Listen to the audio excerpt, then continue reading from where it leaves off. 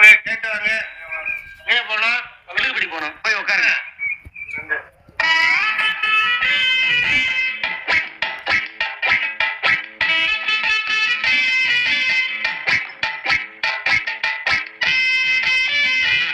வணக்கங்க. வைக்குமா?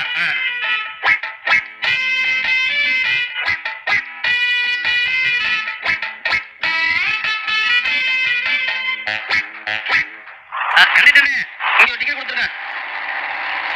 யோ, என்னையா எல்லாரும் தலையில துண்டு போட்டிருக்கீங்க?